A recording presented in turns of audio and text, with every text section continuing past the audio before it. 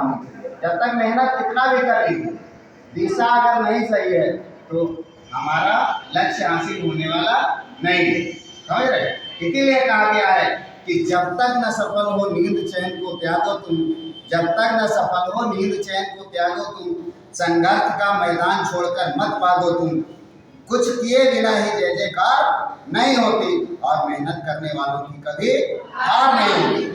जो मेहनत करते हैं वो कभी बैकफुट पर नहीं जाते, भले ही कुछ देर के लिए लगे कि हम बैकफुट पर हैं, लेकिन बैकफुट पर नहीं जाते। कहते नहीं है कि मेहनत का फल मीठा होता है, हमारे पूर्वज हमेशा से कहते आए हैं कि मेहनत का फल मीठा होता है।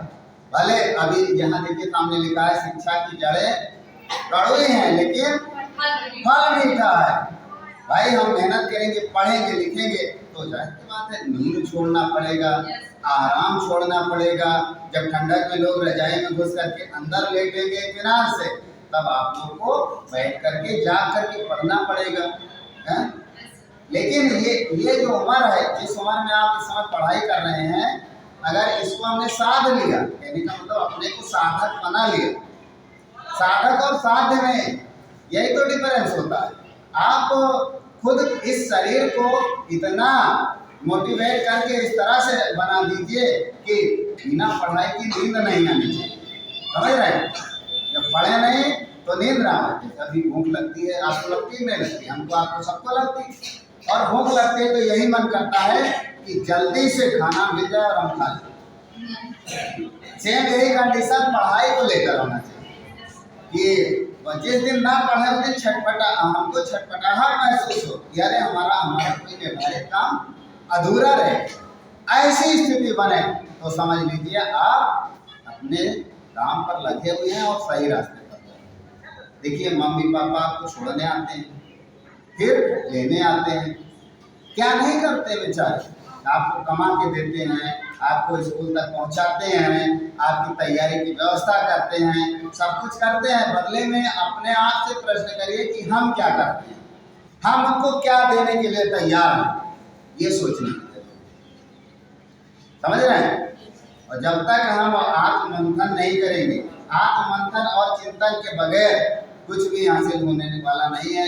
क्योंकि टीचर जो कुछ बताता है, आप अगर उस पर चिंतन नहीं करेंगे तो मिलने वाला नहीं। टीचर और टाट के बीच जो रिश्ता है, टीचर और टाट,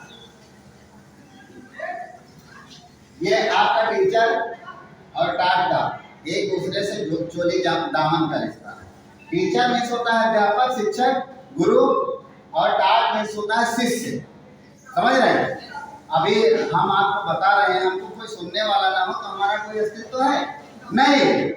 उसी तरह से अगर शिक्षक ना हो, आपको रास्ता दिखाने वाले ना हो, तो आप टाट बनकर रह जाएंगे। कहने का मतलब कुछ भी हासिल नहीं होने वाला। इसलिए आप हमेशा, हम आपको बताते हैं, अपने अध्यापकों की गरिमा और महिमा के अकॉर्डिंग उनको सम्मान दीजिए और उनकी हर बात को आत्मसात कर लीजिए, कुछ भी छूटने ना पाए। बस वही तो कोर्स है, जो आपका अध्यापक है वही कोर्स है, जो कुछ बताता है वही पढ़ लीजिए बहुत। समझ रहे हैं? तो ये गुरु शिष्य की जो एक दूसरे से जुड़ाव है, उसको कायम रखते हुए हम उम्मीद करते हैं कि आप लोग अपनी पढ़ाई जारी रखते हुए उस स्तर तक जाएंगे कि आप जरूर अपने मम्मी पापा को और हमको खुश होने का मौका देंगे। धन्यवाद।